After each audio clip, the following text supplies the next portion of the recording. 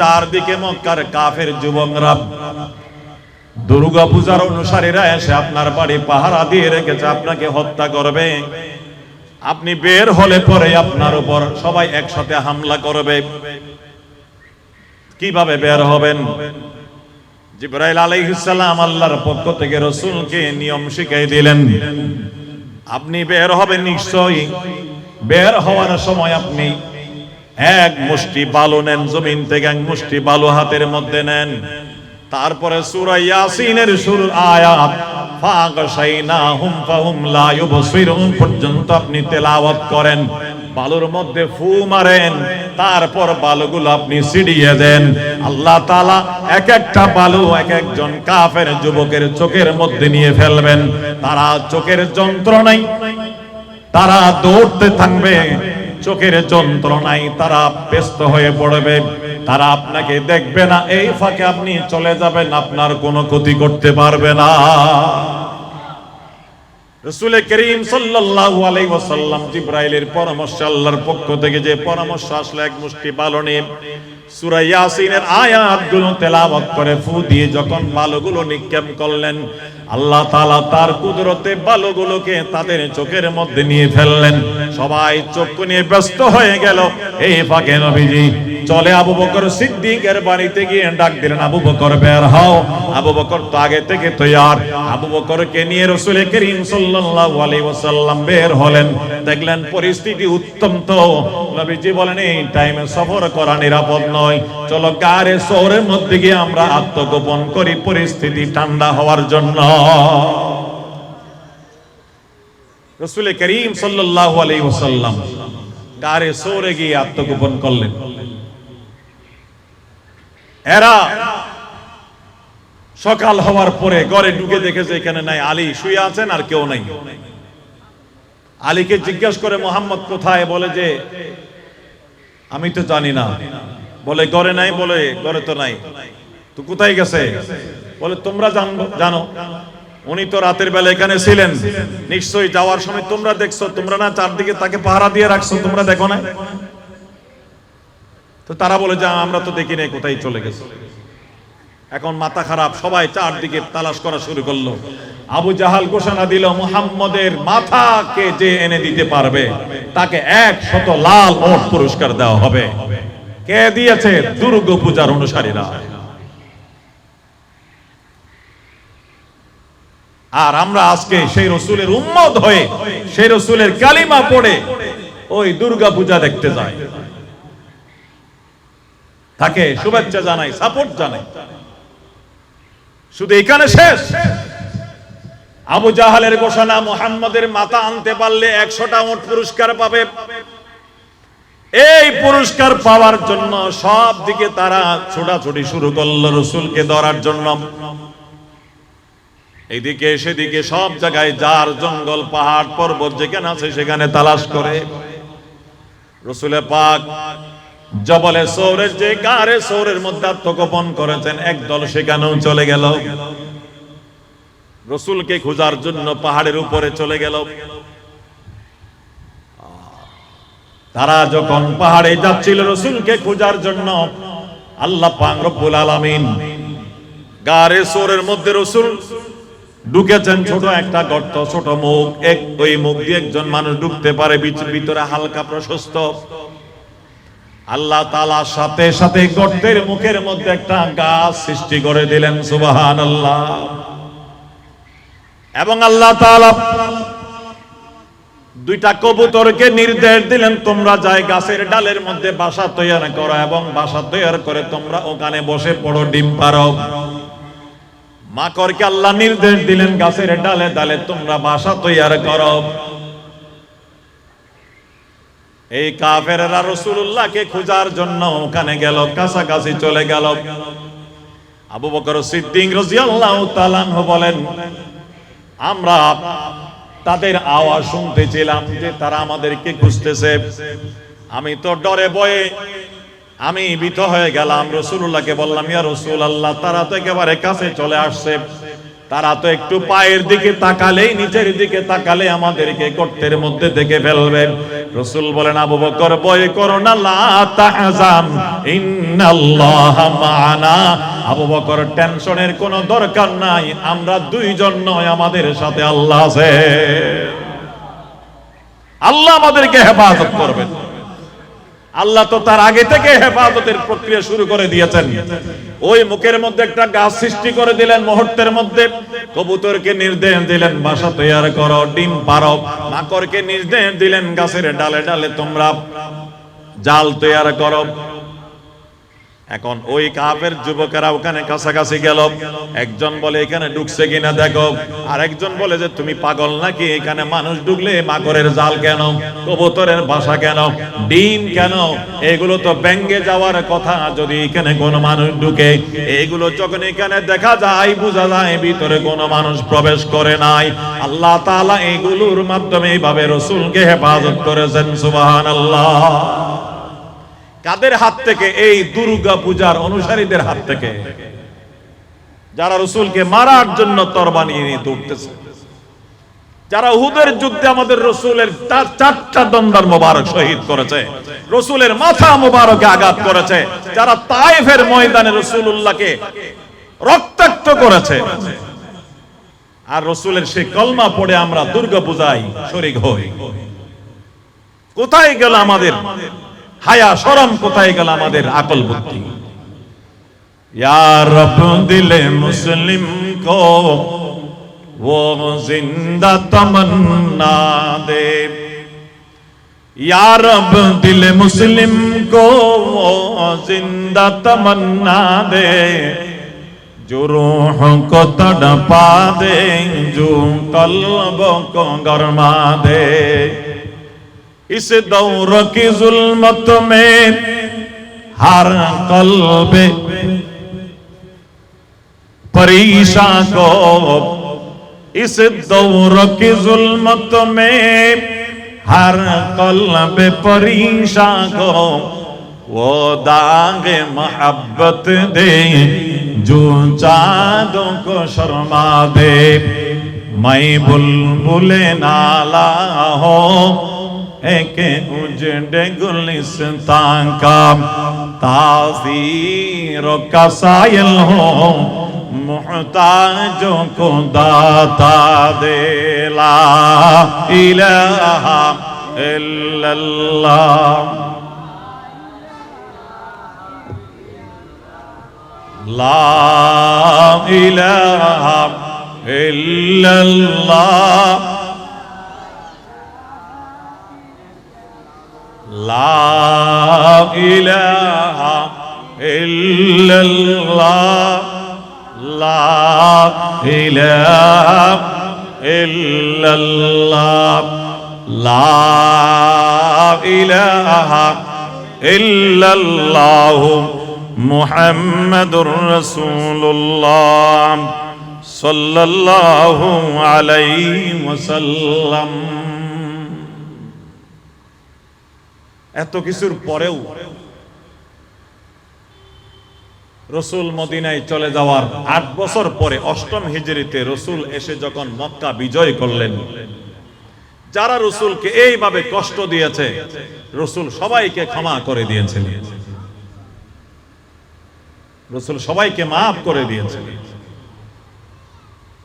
এবং তারাও রাসূলে পাক সাল্লাল্লাহু আলাইহি ওয়াসাল্লামের উত্তম আদর্শ দেখে, রাসূলে পাকের আখলাকে আযীমা দেখে তারা দলে দলে কলমা পড়ে মুসলমান হয়ে গেছে।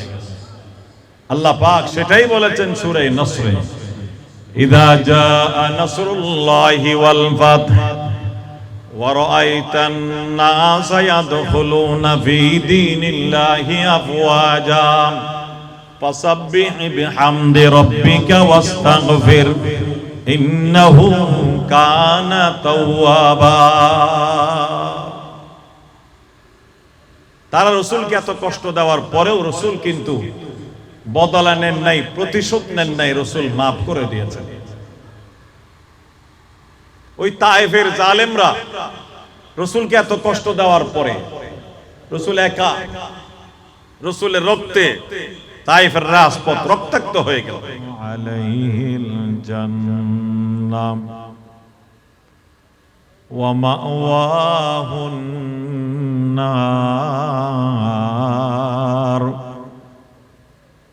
وما للظالمين من أنصار.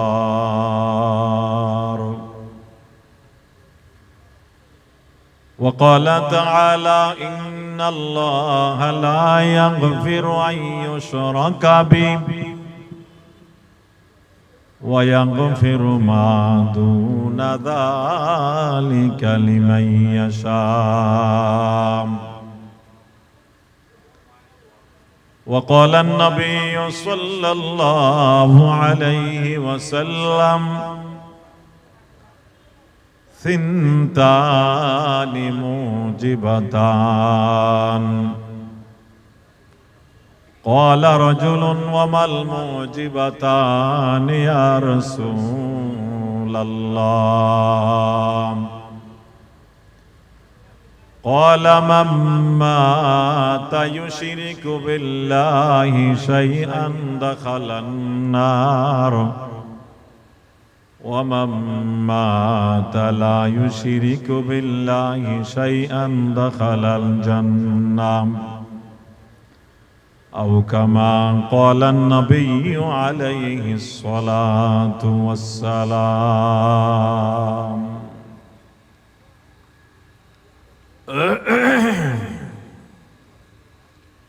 बाजू तारा तौहीद की कुव्वत से कवी है, बाजू तारा तौहीद की कुव्वत से कवी है। इस्लाम तेरा दीन है तू मुस्तफ़वी है। इस्लाम तेरा दीन है तू मुस्तफ़वी है। नज़ारा ये तेरी न ज़माने को दिखा दे, आए मुस्तफ़वी खाक में उस बुत को मिला दे। आए मुस्तफ़वी खाक में इस बुत को मिला दे। ला इलाहा इल्लल्लाह, ला इलाहा इल्लल्लाह, ला इलाहा इल्लल्लाह, ला इलाहा इल्लल्लाह, ला इलाहा इल्लल्लाह, ला इलाहा इल्लल्लाह, ला इलाहा इल्लल्लाह, ला इलाहा इल्लल्लाह मुहम्मदुर रसूलुल्लाह सल्लल्लाहु अलैहि वसल्लम, सल्लल्लाहु अलैहि वसल्लम, सल्लल्लाहु अलैहि वसल्लम।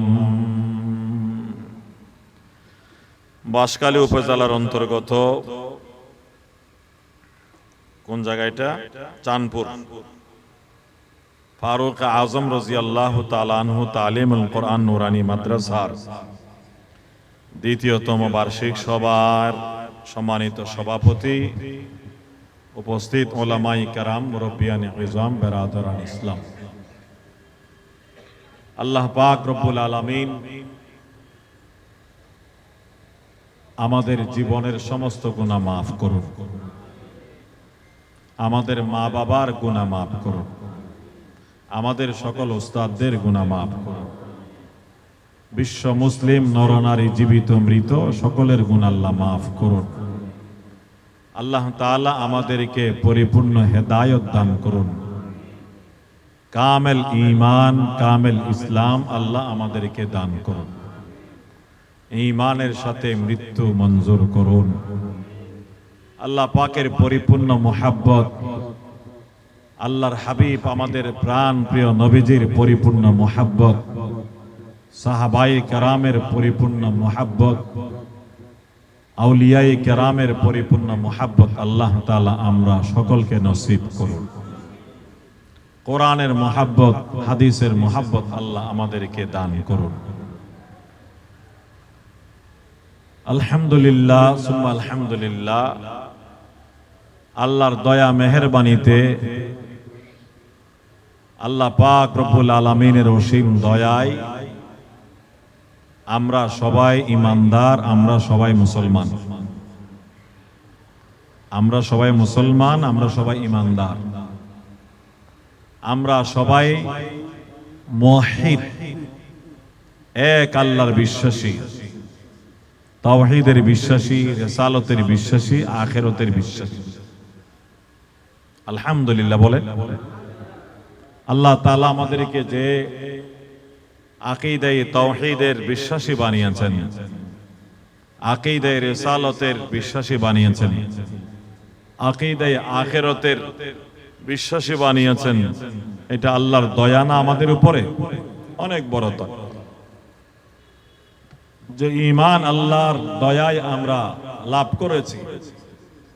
এই ঈমান নিয়ে যদি বাঁচতে পারি, এই ঈমান নিয়ে যদি আমরা মরতে পারি, আমরা প্রত্যেকজন ঈমানদার পরকালে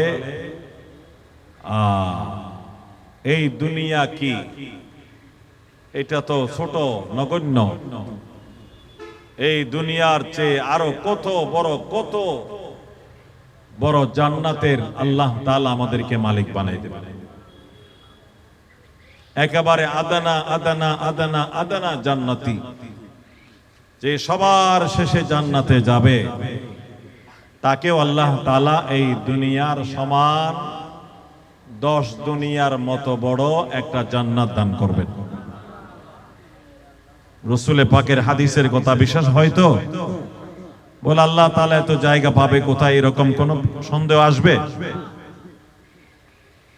আল্লাহ তাআলা আসমান বানাইছেন কিভাবে, জমিন বানাইছেন কিভাবে? হয়ে যাও হুকুম দিলে আল্লাহ হয়ে যায়। আল্লাহ যখন বলবেন আমার এই বান্দার জন্য দুনিয়ার মতো বড় বড়, দুনিয়ার 10 গুণ বড় একটা জান্নাত হয়ে যাও, হতে দেরি হবে? দুনিয়ার 20 গুণ বড় একটা জান্নাত আমার এই বান্দার জন্য হয়ে যাও, আল্লাহ হুকুম দিতে দেরি হতে আর দেরি হবে না। ইন্নামা আমরুহু ইযা আরাদা শাইআন আন ইয়াকুলা লাহু কুন ফায়াকুন। আছে নাকি না কোরআন শরীফে? কোথায় আছে আয়াতটা? সূরা ইয়াসিনের শেষে আছে না? মাশাআল্লাহ। আল্লাহ পাক এখানে কি বলেন? ইন্নামা আমরুহু ইযা আরাদা শাইআ আন ইয়াকুলা লাহু কুন ফায়াকুন। আল্লাহ যখন কোনো কিছু বানাতে চান তখন শুধু বলেন হয়ে যাও, সাথে সাথে হয়ে যায়। সে আল্লাহ কাদের মুতলক, আল্লাহর জন্য আদানা আদানা জান্নাতিকে দুনিয়ার মতো 10 গুণ বড় জান্নাত দিতে অসুবিধা হবে? হ্যাঁ, আমরা বিশ্বাস করি কোরআন এবং হাদিসের সমস্ত কথাকে বলুন আলহামদুলিল্লাহ। এবং 1 নাম্বার হচ্ছে আমরা তাওহীদের বিশ্বাসী, এক আল্লাহর বিশ্বাসী। আল্লাহর কোন শরীক আছে না, আল্লাহ একক। আল্লাহ তার রুবুবিয়ত, উলুহিয়ত এবং তার সিফাতের মধ্যে তিনি একক, তার কোন শরীক নাই। तमाम ইবাদতের মালিক একমাত্র আল্লাহ, ইবাদতে আল্লাহর সাথে কেউ শরীক নাই। যারা আল্লাহর সাথে গায়রুল্লাহকে শরীক করে তাদেরকে বলে মুশরিক। তাদের নাম কি? মুশরিক। এই যে হিন্দুরা দুর্গা পূজা করছে, দুর্গার পূজা করতেছে, দুর্গা একজন মহিলা, দুর্গা একজন মহিলা, তার পূজা করছে, একজন মানুষের পূজা করছে। এরকম পূজা যখন থেকে শুরু হয়েছে মানুষের পূজাই শুরু হয়েছে। মখলুকের পূজাই শুরু হয়েছে।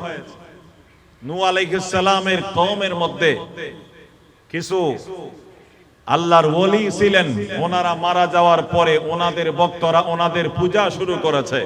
কোরআন শরীফ আছে নাকি নাই? এইভাবে চলতে চলতে এখনো পর্যন্ত যে পূজা হয় বিভিন্ন সময়ে, এটা হিন্দু ধর্মের মানুষদের সবচেয়ে বড় পূজা দুর্গা পূজা। দুর্গার পূজা করে। পূজা মানে ইবাদত। পূজা মানে কি? ইবাদত। দুর্গার পূজা করে মানে দুর্গার ইবাদত করে। ইবাদতের মালিক দুর্গা। ইবাদতের মালিক কোন মানুষ, ব্যক্তি, বস্তু না, একমাত্র আল্লাহ। বলুন, জোরে বলেন, একমাত্র ইবাদতের মালিক কে? লা ইলাহা ইল্লাল্লাহ, লা ইলাহা ইল্লাল্লাহ, লা ইলাহা ইল্লাল্লাহ, লা ইলাহা ইল্লাল্লাহ। তোরা যেহেতু সেই ধর্মের, হিন্দুরা তাদের ধর্ম তারা পালন করবে, তাদের ধর্ম তারা পালন করুক। মুসলিম দেশের মধ্যে হলেও, এমনকি ইসলামী রাষ্ট্রের মধ্যে হলেও তারা তাদের নির্দিষ্ট জায়গার মধ্যে তারা তাদের ধর্ম স্বাধীনভাবে পালন করতে পারবে। কিন্তু আমরা মুসলমানরা কি দুর্গা পূজায় শরীক হতে পারবো? এখন আপনারা বলেন, দুর্গা পূজায় হিন্দু বেশি না মুসলমান বেশি? আপনারা ওই কথা বলতেছেন। দুর্গা পূজা তো হিন্দুদের পূজা, তারা করুক। দুর্গা পূজায় হিন্দুরা যাবে, তাদের জন্য ছুটি থাকবে, তারা তাদের ধর্ম পালন করবে, তাদের ধর্মীয় উৎসব তারা পালন করবে। কিন্তু এখানে আমাদের মুসলমানদের কি আছে? মুসলমানের সন্তানরা কেন দুর্গা পূজায় যাবে? মুসলমানের সন্তানরা ওখানে গিয়ে কেন নাচ গান করবে? মুসলমানের সন্তানরা গিয়ে ওখানে কেন মদ খাবে, গাঁজা খাবে? মুসলমানের সন্তানরা ওখানে গিয়ে দুর্গা পূজাকে কেন শুভেচ্ছা জানাবে? মুসলমানের সন্তানরা ওখানে গিয়ে দুর্গা পূজাকে কেন সাপোর্ট করবে? গুনার কাজকে সাপোর্ট করা যায়? আর গুনামানি পূজা, এটা তো হলো শিরকে আকবর। যে শিরক আল্লাহ পাক রব্বুল আলামিন কখনো ক্ষমা করবেন না, কোরআনে ঘোষণা দিয়েছেন। তার মধ্যে সবচেয়ে বড় শিরক আর শিরকুল আকবর হলো এই দুর্গা পূজা, যেটা আল্লাহ কখনো ক্ষমা করবেন না। এই শিরক নিয়ে যারা মারা যাবে তাদের চিরস্থায়ী ঠিকানা জাহান্নাম, তাদের জন্য জান্নাত হারাম।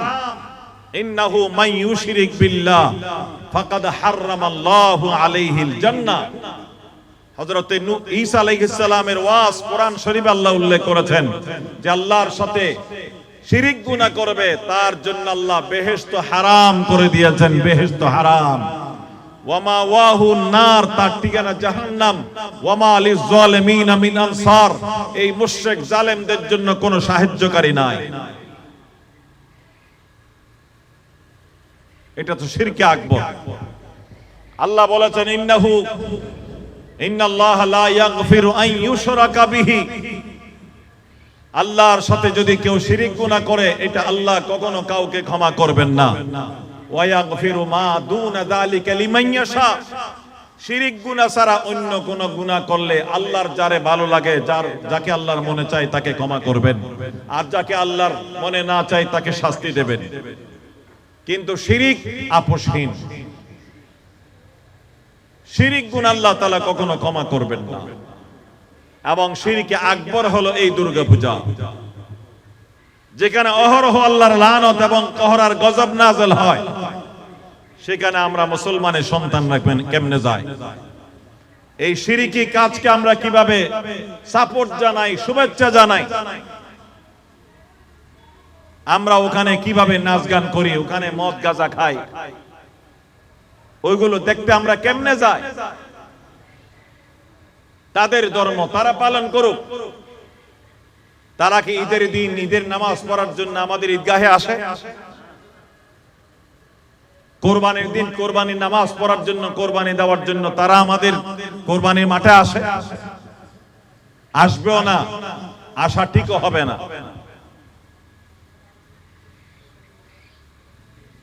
লাকুম দীনুকুম ওয়ালিয়া দীন। তাদের ধর্ম আলাদা, আমাদের ধর্ম আলাদা। সেটা হলো শিরকি ধর্ম, আমাদেরটা হলো তাওহীদের ধর্ম। আল্লাহ পাক রব্বুল আলামিন বলেন, কুল ইয়া আইয়ুহাল কাফিরুন লা আ'বুদু মা তা'বুদুন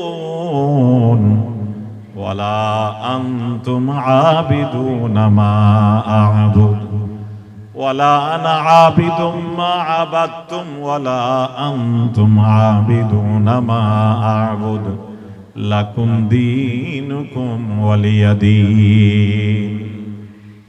সূরা কাফিরুন সবারই মুখস্থ আছে না? এই সূরাটা আল্লাহ তাআলা কোরআনে কেন নাযিল করেছেন? কোন ঘটনা সম্পর্কে আল্লাহ নাযিল করেছেন? কিছু লোক আসলো রাসূলুল্লাহর দরবারে, বলে, হে মুহাম্মদ, আমাদের একটা ধর্ম আছে বাপদাদার, আপনি আরেকটা নতুন ধর্ম নিয়ে আসছেন, এখন এটা নিয়ে ঝামেলা হয়ে যাচ্ছে দেশে, চলেন আমরা একটা চুক্তি করি। আমরা কি করি? একটা চুক্তি করি। কি চুক্তি? আপনি 1 বছর আমাদের যে মূর্তি আছে ওইগুলোর পূজা করবেন, আর 1 বছর আমরা সবাই মিলে আপনার আল্লাহর পূজা করব। একটা চুক্তি, সন্ধির, সমঝোতার একটা প্রস্তাব নিয়ে আসছে। আল্লাহ পাক সূরা কাফিরুন নাযিল করে দিলেন। আল্লাহ বলেন, কুল, হে রাসূল, আপনি বলুন, ইয়া আইয়ুহাল কাফিরুন, হে কাফেরেরা, লা আ'বুদু মা তা'বুদুন, তোমরা যে মূর্তির দেব দেবীর ইবাদত করো, পূজা করো, আমি মুহাম্মদ তার পূজা করি না, ইবাদত করি না। আমি ইবাদত করি, পূজা করি একমাত্র আল্লাহ। ওয়ালা আনতুম আবিদুনা মা আ'বুদ, এবং আমি যে এক আল্লাহর ইবাদত করি, তোমরা কিন্তু এক আল্লাহর ইবাদত করো না, যেহেতু তোমরা আল্লাহকে এক জানো না, তোমরা মুশরিক। ইয়া আইয়ুহাল কাফিরুন লা আ'বুদু মা তা'বুদুন ওয়ালা আনতুম আবিদুনা মা আ'বুদ ওয়ালা আনা আবিদুম মা আবাদতুম ওয়ালা আনতুম আবিদুনা মা আ'বুদ। সামনেও হে রাসূল আপনি বলে দেন, সামনেও আমি মুহাম্মদ তোমাদের দেব দেবীর ইবাদত করব না, তোমরাও আমার আল্লাহর এক আল্লাহর ইবাদত করবে না। তোমাদের ধর্ম আলাদা, আমাদের ধর্ম আলাদা। লাকুম দীনুকুম ওয়ালিয়া দীন। সুতরাং এখানে আমরা তাদের ধর্মকে সাপোর্ট করার কোন সুযোগ আছে? আর মুসলমানি কি দিয়ে? মুসলমানি আর কাকে বলে? রাসূল করিম সাল্লাল্লাহু আলাইহি ওয়াসাল্লামের ঐতিহাসিক বদরের যুদ্ধ কাদের সাথে হয়? উহুদের যুদ্ধ কাদের সাথে হয়? হুনাইনের যুদ্ধ কাদের সাথে হয়?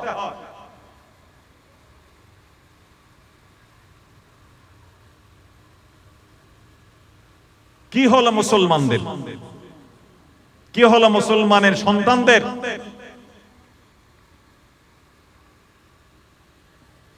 গণহারে মুসলমানের সন্তানেরা পূজায় শরীক হচ্ছে, দেখার জন্য যাচ্ছে। গুনার কাজ দেখা যায় আছে, আর গুনাহ মানে কোন ছোট গুনাহ না, এটা শিরকে আকবর। শিরকে আকবর যেখানে হয়, শিরিক গুনাহ যেখানে হয়, সেখানে আল্লাহর গজব, কহর, লানত অবিরাম নাজিল হয়, অবিরাম নাজিল হয়। আপনি এমন জায়গায় গেলেন যেখানে আল্লাহর কহর এবং গজব নাজিল হচ্ছে, যেটা দেখার, শোনার, সাপোর্ট করার, শুভেচ্ছা জানানোর কোন সুযোগ ইসলাম ধর্মে নাই, কোন সুযোগ নাই। গোনা যায় কিছু খাবারও সুযোগ নাই। হ্যাঁ, মাসালা জানেন, আমাদের দেশে এলাকায় এলাকায় হিন্দু আছে নাকি নাই? অনেক জায়গায় একেবারে মুসলিম পাড়া হিন্দু পাড়া লাগালাগি, প্রতিবেশী তারা আমাদের, আমরা তাদের সাথে প্রতিবেশী হিসাবে ভালো আচরণ করব, তারাও আমাদের সাথে প্রতিবেশী হিসাবে ভালো আচরণ করবে। তারা বিপদে পড়লে আমরা সাহায্য করব, কর্জ চাইলে কর্জ দিতে পারবো, অসুস্থ হলে গরিব হলে সাহায্য করতে পারবো, সেটা হলো মানবিক বিষয়। কিন্তু তাদের ধর্মীয় যে উৎসব, যেটা শিরকে আকবর, সেটাকে আমরা কোনো সাপোর্ট করতে পারবো না। তাদের সাথে প্রতিবেশীর স্বরূপ আচরণ করা, সহানুভূতি দেখানো, এমনকি বললাম গরিব হলে চিকিৎসার জন্য সাহায্য করা, কোন হিন্দু অমুসলিম ভিক্ষুক যদি মুসলিম পাড়ায় আসে তাদেরকে ভিক্ষা দেওয়া, এগুলো আমাদের দায়িত্ব, আমরা করব, এগুলো সওয়াবের কাজ। কিন্তু তারা যে পূজা করে ওখানে আমরা যেতে পারবো না। মশালা বুঝে আসতেছে?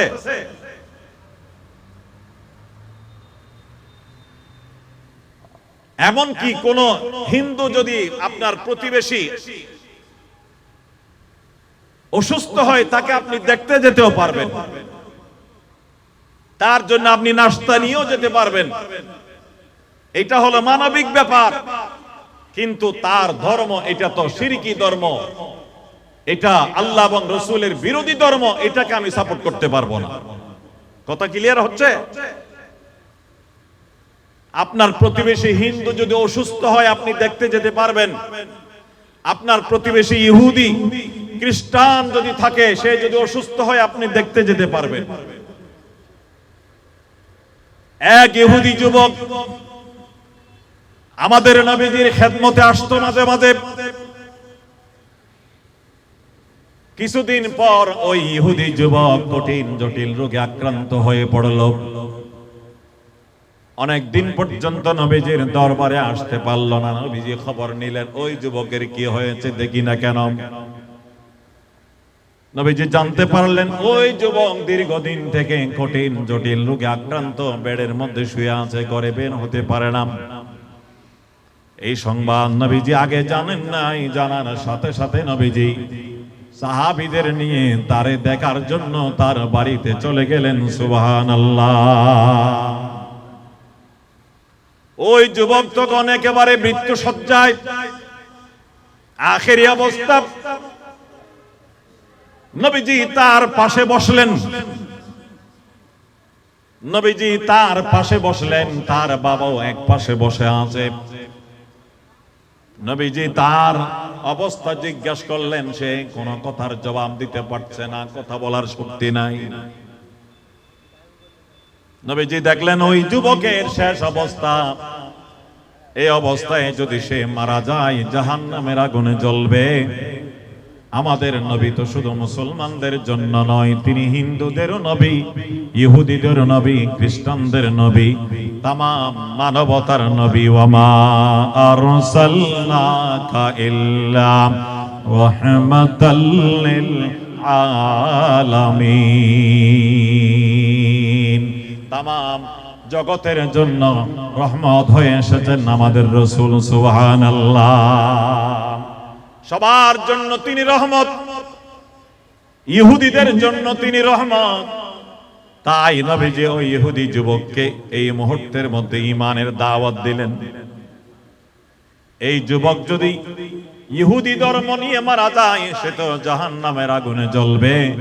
তাই নবীজি তাকে ঈমান ও ইসলামের দাওয়াত দিলেন। বাবা তুমি তো শেষ অবস্থায় আছো, তুমি একবার আমার কালেমা, আমাদের ইসলাম ধর্মের কালিমা পাঠ করো বাবা, আমি তোমাকে সুপারিশ করে আল্লাহর কাছে জান্নাতে নিয়ে যাব, তুমি একবার কালিমাটা পড়ো। কিন্তু ওই যুবক কিতাবে আছে নবীজির এই দাওয়াত গ্রহণ করবে কি করবে না। পাশে যেহেতু বাবা বসে আছে, একবার বাবার দিকে তাকায়, একবার নবীজির দিকে তাকায়। তার মনে চাচ্ছে এই মুহূর্তে কলমা পড়ে মুসলমান হয়ে যাক। কেন? সে যদিও কথা বলতে পারছে না বেশি, শেষ অবস্থা, কিন্তু রাসূল যেহেতু তাকে দেখতে গেছে, ও এত খুশি হয়েছে মনে মনে নবীজির জন্য এত সে দুর্বল হয়ে পড়েছে, নবীজির দাওয়াত গ্রহণ করার জন্য সে মানসিকভাবে তৈয়ার হয়ে গেছে যে মুহাম্মদ তো সাধারণ কোনো মানুষ নয়, তিনি আমার মতো একজন নগণ্য ইহুদি যুবককে দেখার জন্য আমার বাড়িতে আসলেন।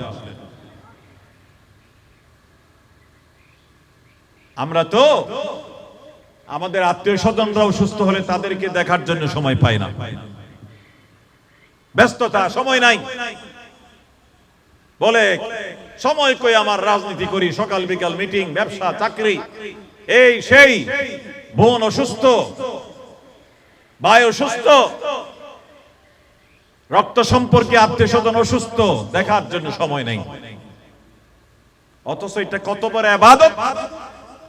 রাসূল করিম সাল্লাল্লাহু আলাইহি ওয়াসাল্লাম বলেন, আমি আপনি আমার আত্মীয় হোক বা প্রতিবেশী হোক, যে কোন একজন মুসলমান রোগীকে যদি সকাল বেলা দেখতে যাই, সকাল থেকে নিয়ে সন্ধ্যা পর্যন্ত আমার জন্য আল্লাহর ৭০,০০০ ফেরেশতা রহমতের দোয়া করতে থাকবে, সুবহানাল্লাহ। আর সন্ধ্যার সময় যদি আমি কোন একজন মুসলমান রোগীকে দেখতে যাই, কাল সকাল হওয়া পর্যন্ত আমার আপনার জন্য ৭০,০০০ ফেরেশতা দোয়া করতে থাকবেন। নবীজি বলেন সুবহানাল্লাহ। সোজা ইবাদত, এত কম সওয়াবের আমল না বেশি সওয়াবের আমল? অনেক বড়। আমাদের মুসলমান ভাই আত্মীয় স্বজন সুস্থ হতে আমাদের দেখতে যাওয়ার সময় নেই।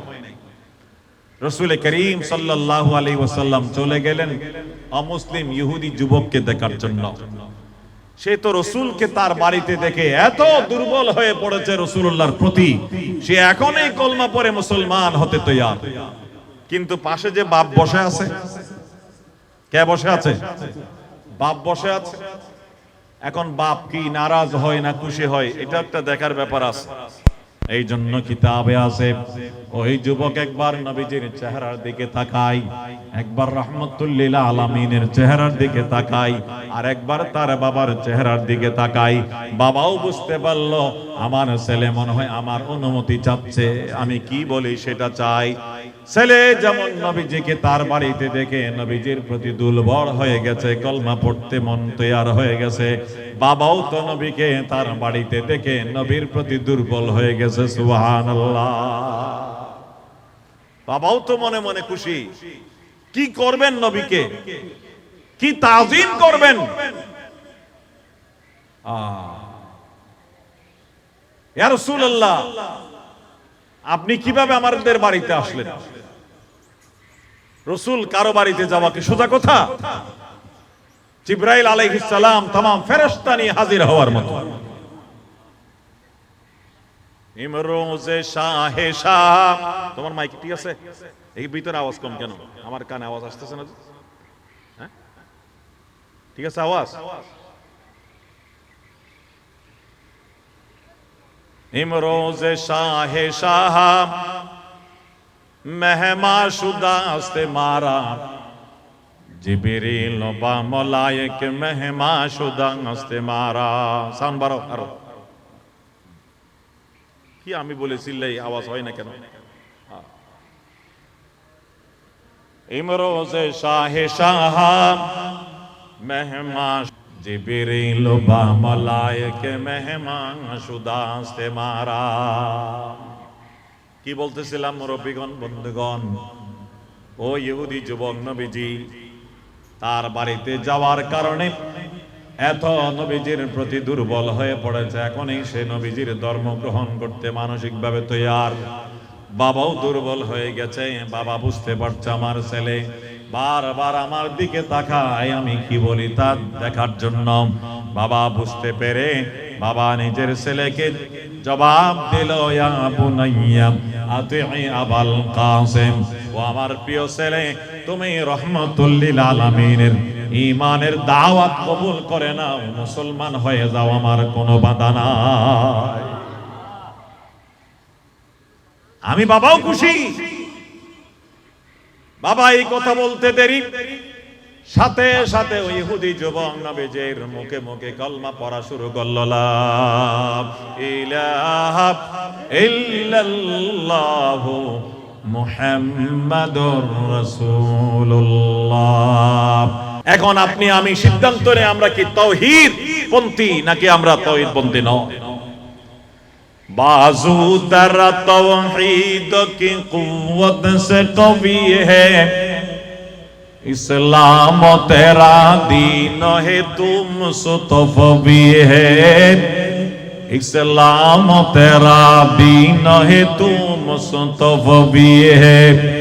नज़ारा ये तेरी न ज़माने को देखा देंगे, नज़ारा ये तेरी न ज़माने को देखा दे, आए मुस्तफ़ी हाक में उस बुत को मिला दे, आए मुस्तफ़ी हाक में उस बुत को मिला दे। ला इलाहा इल्लल्लाह, ला इलाहा इल्लल्लाह, ला इलाहा इल्लल्लाह, ला इलाहा इल्लल्लाह,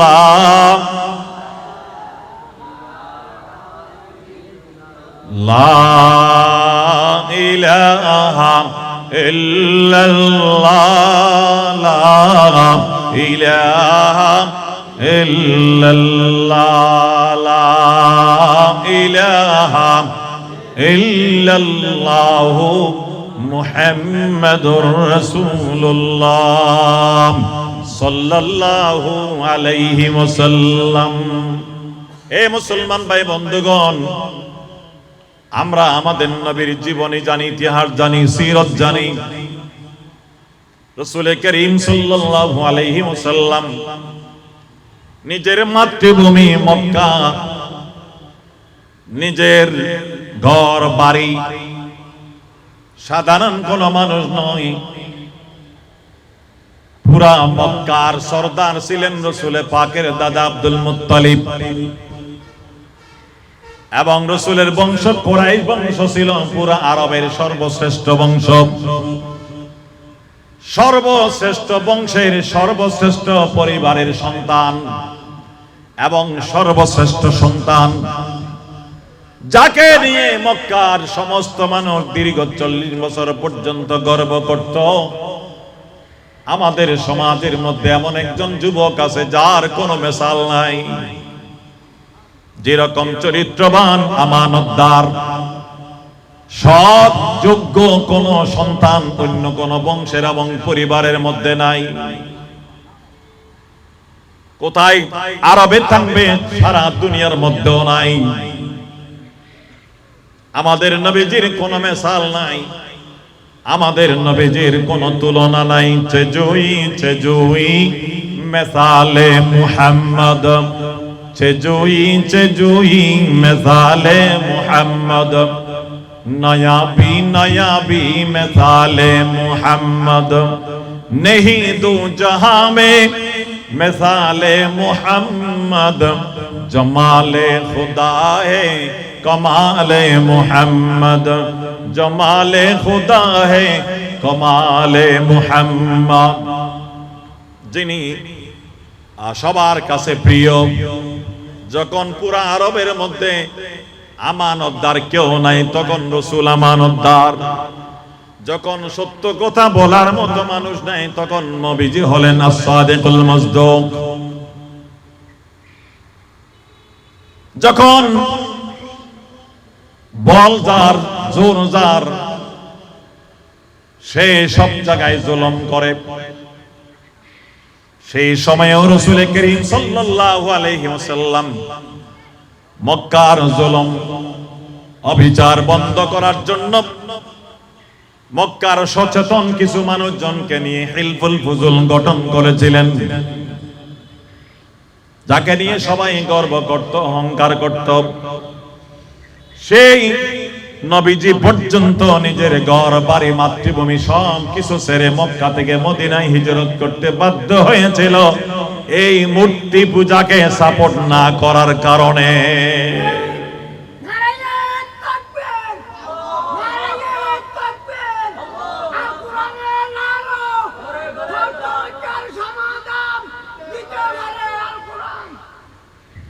রাসূল করিম সাল্লাল্লাহু আলাইহি ওয়াসাল্লাম শুধু এই দুর্গা পূজা মূর্তি পূজাকে সাপোর্ট না করার কারণেই তো রাসূলকে দেশ ছাড়তে বাধ্য হয়েছে।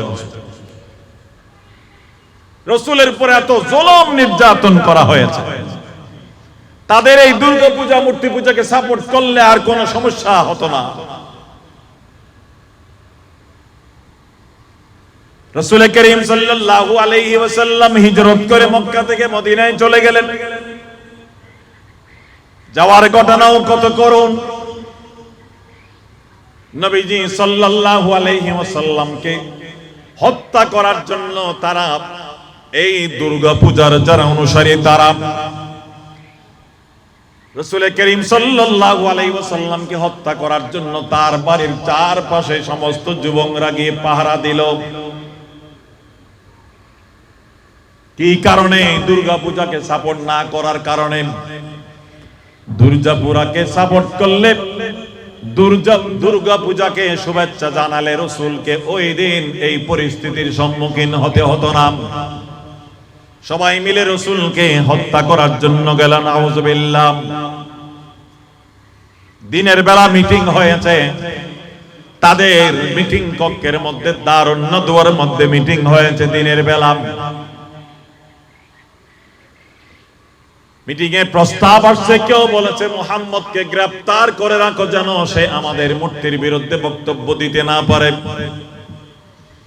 কেউ বলেছে মুহাম্মদকে এখান থেকে বাইরে কোথাও পাঠিয়ে দাও যেন সে আমাদের এখানে আমাদের এই দুর্গা পূজার বিরুদ্ধে কথা বলতে না পারে। কিন্তু এই কোন প্রস্তাব গৃহীত হয় নাই। তারাই একজন আরেকজনকে বলল তাকে বন্দী করে রাখা যাবে না, তাকে বন্দী করে রাখলে তার সাহাবারা এসে তাকে মুক্ত করে নিয়ে যাবে, এবং তাকে যদি কোথাও বিদেশের মধ্যে অন্য এলাকায় পাঠিয়ে দেওয়া হয় এটা আরো আমাদের জন্য কাল হয়ে দাঁড়াবে। উনি যেখানে যায়, যার সামনে কথা বলে সবাই তো তার ভক্ত হয়ে যায়। উনি অন্য কোন এলাকায় যেতে পারলে ওখানকার মানুষকে দাওয়াত দিয়ে তার ধর্মে নিয়ে আসবে এবং একদিন সবাইকে নিয়ে আমাদের মক্কার উপর হামলা করবে। তো কি করা যায়? সবাই মিটিং এর মধ্যে সিদ্ধান্ত নিল একটাই পথ, তাকে হত্যা করতে হবে। নাউযুবিল্লাহ। এই সিদ্ধান্ত তারা নিয়েছে মিটিং এ। আল্লাহ পাক জিবরাইলকে পাঠাই রাসূলকে তাদের সিদ্ধান্তের কথা জানাই দিলেন। ওয়াইদ ইয়ামকুরু বিকাল্লাযীনা কাফারু, এই আয়াত আল্লাহ তাআলা নাযিল করে দিলেন এবং জিবরাইল রাসূলকে বললেন, হে রাসূল এখানে আর থাকা যাবে না, আপনাকে তারা হত্যা করার জন্য সবাই আসছে, আপনি তাড়াতাড়ি তৈয়ার হন, রেডি হন, এখন এইখান থেকে বের হয়ে চলে যাবেন।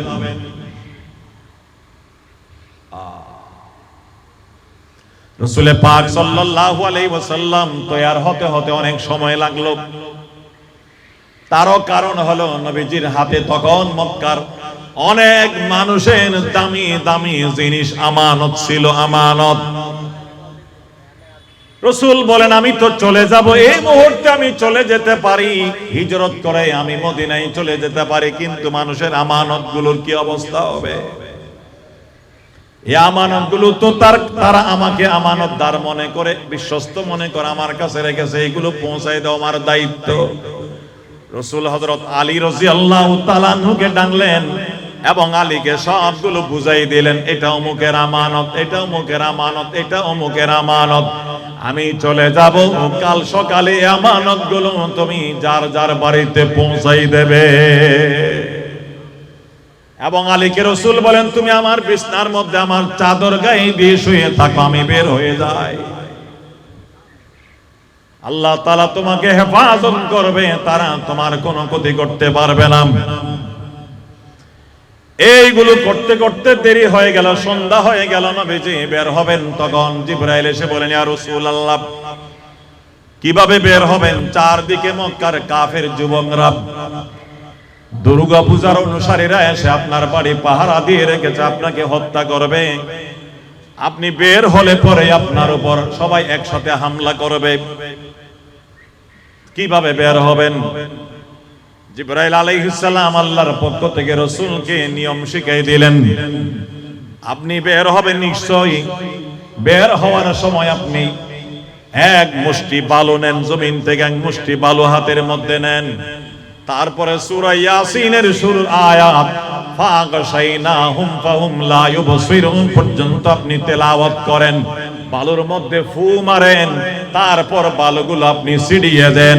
আল্লাহ তাআলা এক একটা বালু এক একজন কাফের যুবকের চোখের মধ্যে নিয়ে ফেলবেন। তারা চোখের যন্ত্রণায় তারা দৌড়তে থাকবে, চোখের যন্ত্রণায় তারা ব্যস্ত হয়ে পড়বে, তারা আপনাকে দেখবে না। এই ফাঁকে আপনি চলে যাবেন, আপনার কোনো ক্ষতি করতে পারবে না। রাসূল করিম সাল্লাল্লাহু আলাইহি ওয়াসাল্লাম জিবরাইলের পরামর্শ, আল্লাহর পক্ষ থেকে যে পরামর্শ আসলে, এক মুষ্টি বালু নিয়ে সূরা ইয়াসিনের আয়াতগুলো তেলাওয়াত করে ফু দিয়ে যখন বালুগুলো নিক্ষেপ করলেন, আল্লাহ তাআলা তার কুদরতে বালুগুলোকে তাদের চোখের মধ্যে নিয়ে ফেললেন। সবাই চক্ষু নিয়ে ব্যস্ত হয়ে গেল। এই ফাঁকে নবীজি চলে আবু বকর সিদ্দিকের বাড়িতে গিয়ে ডাক দিলেন, আবু বকর বের হও। আবু বকর তো আগে থেকে তৈয়ার। আবু বকরকে নিয়ে রাসূল করিম সাল্লাল্লাহু আলাইহি ওয়াসাল্লাম বের হলেন। দেখলেন পরিস্থিতি উত্তপ্ত। নবীজি বলেন, এই টাইমে সফর করা নিরাপদ নয়, চলো গারে শহরের মধ্যে গিয়ে আমরা আত্মগোপন করি পরিস্থিতি ঠান্ডা হওয়ার জন্য।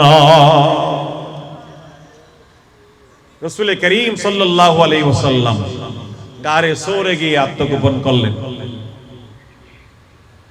এরা সকাল হওয়ার পরে ঘরে ঢুকে দেখেছে এখানে নাই, আলী শুয়ে আছেন আর কেউ নাই। আলীকে জিজ্ঞাসা করে, মোহাম্মদ কোথায়? বলে যে আমি তো জানি না। বলে ঘরে নাই? বলে ঘরে তো নাই। তো কোথায় গেছে? বলে তোমরা জানো, উনি তো রাতের বেলা এখানে ছিলেন, নিশ্চয়ই যাওয়ার সময় তোমরা দেখছো, তোমরা না চারদিকে তাকে পাহারা দিয়ে রাখছো, তোমরা দেখো না? তো তারা বলে যে আমরা তো দেখি নাই, কোথায় চলে গেছে। এখন মাথা খারাপ, সবাই চারদিকে তালাশ করা শুরু করলো। আবু জাহাল ঘোষণা দিল, মুহাম্মদের মাথাকে যে এনে দিতে পারবে তাকে 100 লাল ওট পুরস্কার দেওয়া হবে। কে দিয়েছে? দুর্গা পূজার অনুসারীরা। আর আমরা আজকে সেই রাসূলের উম্মত হয়ে, সেই রাসূলের কালিমা পড়ে ওই দুর্গা পূজা দেখতে যাই, তাকে শুভেচ্ছা জানাই, সাপোর্ট জানাই। শুধু এখানে শেষ? আবু জাহালের ঘোষণা, মুহাম্মদের মাথা আনতে পারলে 100টা ওট পুরস্কার পাবে। এই পুরস্কার পাওয়ার জন্য সব দিকে তারা ছোটাছুটি শুরু করলো রাসূলকে ধরার জন্য। এইদিকে সেদিকে সব জায়গায় যার জঙ্গল পাহাড় পর্বত যেখানে আছে সেখানে তালাশ করে। রাসূল পাক জবলে সৌরের যে গারে সৌরের মধ্যে আত্মগোপন করেছেন, একদল সেখানেও চলে গেল রাসূলকে খোঁজার জন্য, পাহাড়ের উপরে চলে গেল। তারা যখন পাহাড়ে যাচ্ছিল রাসূলকে খোঁজার জন্য, আল্লাহ পাক রব্বুল আলামিন গারে সৌরের মধ্যে রাসূল ঢুকেছেন, ছোট একটা গর্ত, ছোট মুখ, ওই মুখ দিয়ে একজন মানুষ ঢুকতে পারে, ভিতরে হালকা প্রশস্ত। আল্লাহ তাআলা সাথে সাথে গর্তের মুখের মধ্যে একটা গাছ সৃষ্টি করে দিলেন, সুবহানাল্লাহ। এবং আল্লাহ তাআলা দুইটা কবুতরকে নির্দেশ দিলেন, তোমরা যাই গাছের ডালের মধ্যে বাসা তৈরি করো এবং বাসা তৈরি করে তোমরা ওখানে বসে পড়ো, ডিম পারো। মাকড়কে আল্লাহ নির্দেশ দিলেন, গাছের ডালে ডালে তোমরা বাসা তৈরি করো। এই কাফেররা রাসূলুল্লাহকে খোঁজার জন্য ওখানে গেল, কাছাকাছি চলে গেল। আবু বকর সিদ্দিক রাদিয়াল্লাহু তাআলা আনহু বলেন, আমরা তাদের আওয়াজ শুনতেছিলাম যে তারা আমাদেরকে খুঁজতেছে। আমি তো ডরে ভয়ে আমি ভীত হয়ে গেলাম। রাসূলুল্লাহকে বললাম, ইয়া রাসূলুল্লাহ, তারা তো একেবারে কাছে চলে আসছে, তারা তো একটু পায়ের দিকে তাকালেই, নিচের দিকে তাকালে আমাদেরকে গর্তের মধ্যে দেখে ফেলবেন। রাসূল বলেন, আবু বকর ভয় করো না, লা তাহজান ইন্নাল্লাহা মা'ানা। আবু বকর টেনশনের কোনো দরকার নাই, আমরা দুইজন নয়, আমাদের সাথে আল্লাহ আছে। আল্লাহ আমাদেরকে হেফাজত করবেন। আল্লাহ তো তার আগে থেকে হেফাজতের প্রক্রিয়া শুরু করে দিয়েছেন। ওই মুখের মধ্যে একটা গাছ সৃষ্টি করে দিলেন মুহূর্তের মধ্যে। কবুতরকে নির্দেশ দিলেন বাসা তৈরি করো, ডিম পারো। মাকড়কে নির্দেশ দিলেন গাছের ডালে ডালে তোমরা জাল তৈরি করো। এখন ওই কাফের যুবকেরা ওখানে কাছাকাছি গেল। একজন বলে এখানে ঢুকছে কিনা দেখো, আর একজন বলে যে তুমি পাগল নাকি, এখানে মানুষ ঢুকলে মাকড়ের জাল কেন, কবুতরের বাসা কেন, ডিম কেন, এগুলো তো ভেঙে যাওয়ার কথা। যদি এখানে কোনো মানুষ ঢুকে, এগুলো যখন এখানে দেখা যায় বোঝা যায় ভিতরে কোনো মানুষ প্রবেশ করে নাই। আল্লাহ তাআলা এগুলোর মাধ্যমে এইভাবে রাসূলকে হেফাজত করেছেন। সুবহানাল্লাহ। কাদের হাত থেকে? এই দুর্গা পূজার অনুসারীদের হাত থেকে, যারা রাসূলকে মারার জন্য তরবারি নিয়ে দৌড়তেছে, যারা উহুদের যুদ্ধে আমাদের রাসূলের চারটা দন্দার মোবারক শহীদ করেছে, রাসূলের মাথা মোবারকে আঘাত করেছে, যারা তায়েফের ময়দানে রাসূলুল্লাহকে রক্তাক্ত করেছে, আর রাসূলের সেই কলমা পড়ে আমরা দুর্গা পূজায় শরীক হই। কোথায় গেল আমাদের হায়া শরম, কোথায় গেল আমাদের আকল বুদ্ধি? ইয়া রব দিলে মুসলিম কো वो जिंदा तमन्ना दे, या रब दिल मुस्लिम को वो जिंदा तमन्ना दे, जो रूह को तड़पा दे, जो कल्ब को गरमा दे। इस दौर की जुल्मत में हर कल्बे परेशान को, इस दौर की जुल्मत में हर कल्ब परेशान को, वो दाग मोहब्बत दे जो चाँदों को शर्मा दे। मैं बुलबुले नाला हो एक उजड़े गुलिस्तान का, तासीर का सायल हो मुहताजों को दाता दे। ला इलाहा इल्लल्लाह, ला इलाहा इल्लल्लाह,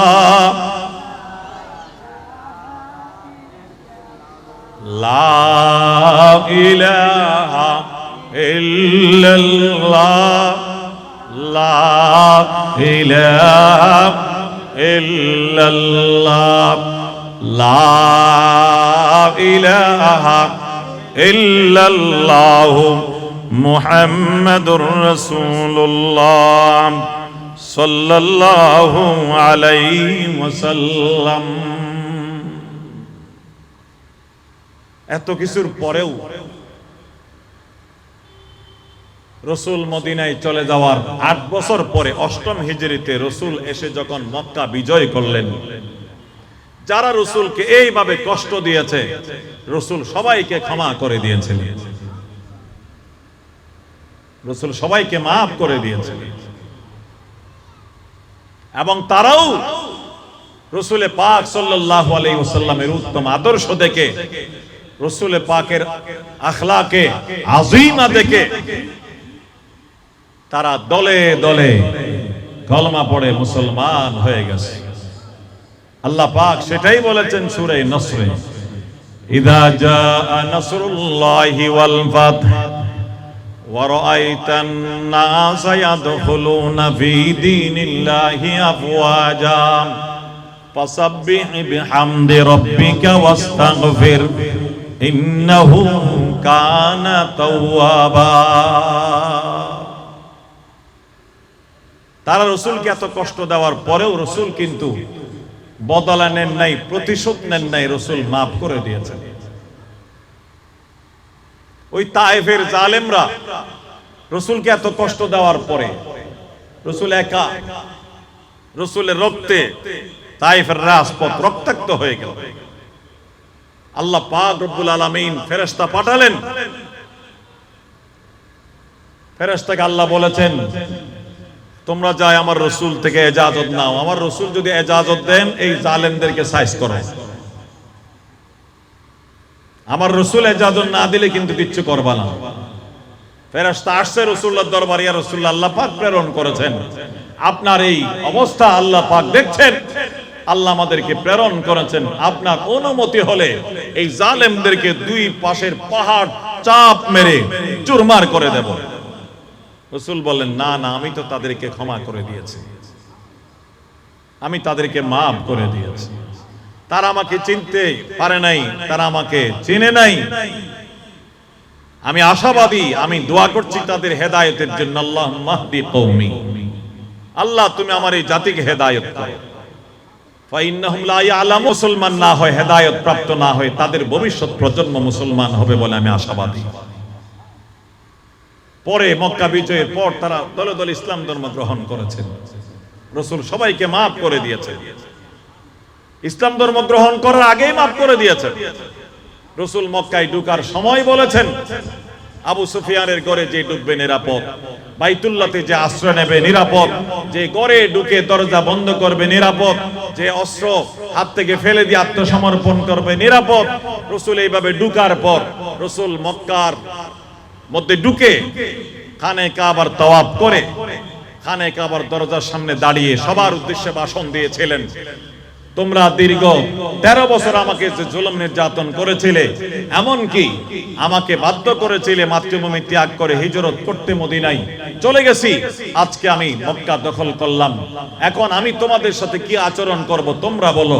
সবচেয়ে বয়স্ক বুড়া মানুষ ছিল সুহাইল ইবনে আমর। তিনি দাঁড়িয়ে বললেন, মুহাম্মদ, আমরা ভালাই চাই, আমরা কল্যাণ কামনা করি, আমরা শান্তি চাই।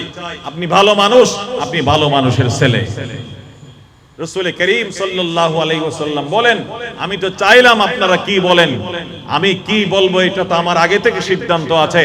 যত জুলুম নির্যাতন 13 বছর আমার উপরে করেছেন, আমি সবগুলো এক বাক্যে maaf করে দিলাম। লা তাসরিবা আলাইকুমুল ইয়াউম ইয়াগফিরুল্লাহু লাকুম ওয়া হুয়া আরহামুর রাহিমিন, ইযহাবু আনতুমুত তুলাকা। ইসলাম ধর্ম গ্রহণ করার কারণে আল্লাহ পাক রব্বুল আলামিন সবাইকে মাফ করে দিয়েছে। রাসূল করিম সাল্লাল্লাহু আলাইহি ওয়াসাল্লাম সবাইকে মাফ করে দিয়েছেন। আমরাও আশাবাদী, এখন যারা এই দুর্গা পূজা করছে, নিশ্চয়ই না বুঝেই করছে, আমরা তাদেরকে বলবো এগুলো শিরক, এগুলো সৃষ্টিকর্তা মহান আল্লাহ নারাজ হওয়ার কাজ। আল্লাহ খুব রাগান্বিত হন এই কাজের উপরে, তাই এগুলো পরিহার করে মুহাম্মদুর রাসূল সাল্লাল্লাহু আলাইহি ওয়াসাল্লাম সৃষ্টিকর্তা মহান আল্লাহর পক্ষ থেকে সর্বশেষ প্রেরিত রাসূল, তার কালেমা পড়ুন, ইসলামের পতাকা তলে চলে আসুন। তাহলে পরে মৃত্যুর পর স্বর্গ এবং জান্নাত মিলবে। যদি ইসলামের ঘরে না আসেন, কালেমা না পড়েন, মুসলমান না হন, ইসলামের কালিমা না পড়েন, এই শিরিক এবং এই আল্লাহর নাফরমানি পরিহার না করেন, তাহলে মওতের পর জাহান্নাম এবং নরক আর দোজখ ছাড়া কোনো ঠিকানা না। এইজন্য আমরা দাওয়াত দিচ্ছি, দাওয়াত আম্মা, দাওয়াত দিচ্ছি আমরা সকল মানুষকে। দুনিয়ার জীবনে শান্তি আর পরকালে যদি আমরা মুক্তি পেতে চাই, তাহলে মুহাম্মদুর রাসূলের ধর্ম গ্রহণ করি, মুহাম্মদুর রাসূল সাল্লাল্লাহু আলাইহি ওয়াসাল্লামের কালিমা গ্রহণ করি, কালিমা পড়ি, এক আল্লাহর বিশ্বাসী হই, এক আল্লাহর ইবাদত করি, রাসূল করিম সাল্লাল্লাহু আলাইহি ওয়াসাল্লামের রিসালাতের বিশ্বাসী হই, তার আদর্শ মেনে চলি, কোরআন বিশ্বাস করি, কোরআন বিধান মতে আমি চলি, এবং সমস্ত আল্লাহর নাফরমানি পরিহার করি। আল্লাহ তাআলা আমাদের সকলকে বুঝার আমল করার তৌফিক দান করুন। আল্লাহ পাক রব্বুল আলামিন আজকের এই আয়োজনকে কবুল করুন। এই যে ফারুক আজম মাদ্রাসাকে আল্লাহ পাক রব্বুল আলামিন কবুল করুন। আল্লাহ পাক রব্বুল আলামিন এই মাদ্রাসার तमाम জরুরতকে গায়বে খাজানা থেকে পূরণ করুন। আজকের এই বার্ষিক সভাকে আল্লাহ পাক রব্বুল আলামিন কবুল আর মঞ্জুর করুন। এই মাহফিলের জন্য যারা টাকা পয়সা দিয়েছেন, শ্রম দিয়েছেন, পরামর্শ দিয়েছেন, সকলকে আল্লাহ পাক রব্বুল আলামিন কবুল করুন। আল্লাহ তাআলা আমরা সকলকে হেদায়েতে কামেলা, ঈমানে কামেল, ইসলামে কামেল নসিব করুন। সারা দুনিয়ার মানুষের জন্য আল্লাহ পাক রব্বুল আলামিন হেদায়েতকে আম এবং তাম করুন। সকলের জন্য আল্লাহ পাক রব্বুল আলামিন হেদায়েতকে মঞ্জুর করুন। যারা এখন অমুসলিম রয়ে গেছে, তারা এই অবস্থায় মারা গেলে আল্লাহ জাহান্নামে যাবে। আল্লাহ তুমি তাদেরকে হেদায়েত দিয়ে তোমার হাবিবের কালিমা, তোমার হাবিবের ধর্ম গ্রহণ করে তাদের আপনারা জানেন, আমি এখনো বললাম, আপনারা জানেন এখানে এটা হলো মাদ্রাসার সভা। এখানে একটা মাদ্রাসা আছে, নুরানি মাদ্রাসা ফারুক আজম, এই কি নাম, নুরানি মাদ্রাসা না ফারুক আজম তালিমুল কোরআন মাদ্রাসা, এলাকার এই মুসলমানের সন্তানদেরকে কোরআন শিক্ষা দেওয়ার জন্য রসুলের আনিত কোরআন, রসুলের উপর অবতীর্ণ হওয়া কোরআন, এই কোরআন আমাদের সন্তানদেরকে, মুসলমানের সন্তানদেরকে শিখাতে হবে। এই কোরআন শিক্ষা দেওয়ার জন্য রাসূলুল্লাহর আগমন হয় পবিত্র রবিউল আউয়াল মাসে। এই কোরআনের বাগানকে সহযোগিতা করা, এই বাগানকে টিকিয়ে রাখা, এই বাগানের উন্নতি যেন হয়, এটা সবারই কাম্য হওয়া চাই। আমরা চাই কি চাই না এই প্রতিষ্ঠানটা এখানে সুন্দরভাবে চলুক এবং এটার আরো উন্নতি হোক, লেখাপড়ার মান ভালো হোক। আপনারা চান কি চান না? এই জন্য সবাই এই প্রতিষ্ঠানকে সহযোগিতা করবেন, টাকা পয়সা দিয়ে সহযোগিতা করবেন। আগেও তো নিশ্চয়ই আপনারা সভাগুলোকে যারা যারা এই সুযোগ হয়েছে হিম্মত অনুযায়ী, তৌফিক অনুযায়ী সহযোগিতা করেছেন। এই 2 মিনিটের মধ্যে আমি এখন দোয়া করে দেব। কেউ যদি বলেন যে আমি আগে দিতে পারি নাই, হ্যাঁ, তাহলে আমি কিছু শরীক হলাম। এখানে মাদ্রাসার জন্য যদি আপনারা কিছু নগদ টাকা পয়সা দিতে চান, আমরা দোয়া করব আপনাদের জন্য। খুব 2-3 মিনিটের মধ্যে তাড়াতাড়ি আপনারা এগুলো নিয়ে আসেন।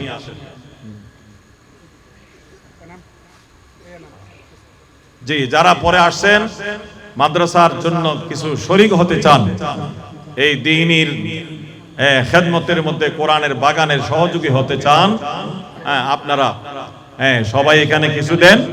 যাদের এখন আছে দিয়ে দেন। আর কেউ যদি বলেন যে আমি তো ওইভাবে প্রস্তুত হয়ে আসি নাই, তাহলে আপনারা পরেও মাদ্রাসার যারা আসাতে মাদ্রাসা শিক্ষক আছে তারা, বেলাল ভাই আলহামদুলিল্লাহ মাশাআল্লাহ 1000 টাকা দিয়েছেন, আল্লাহ পাক রব্বুল আলামিন। এইগুলো নেন, এদিকে বসেন একজন। বেলাল ভাই বললো নাম, বেলাল ভাই 1000 টাকা দিয়েছে। আর এক ভাই 200 টাকা, আল্লাহ তাআলা কবুল করেন। বেলাল ভাইয়ের 1000 টাকা আল্লাহ পাক রব্বুল আলামিন কবুল করেন, খায়র বরকত দান করেন। আল্লাহ পাক রব্বুল আলামিন হায়াতুত তাইয়্যিবা দান করেন। আরো কেউ দিতে চাইলে তাড়াতাড়ি আপনারা দুইজনের দিকে হাঁটেন, খুব তাড়াতাড়ি দিয়ে দেন, আমরা দোয়া করে দেব। সব সময় মাদ্রাসার জন্য সহযোগিতা, মা বোনেরাও বাসা বাড়ি থেকে আপনারা সহযোগিতা করবেন, নিশ্চয় করেন, সব সময় এই অনুষ্ঠান উপলক্ষে সহযোগিতা করবেন।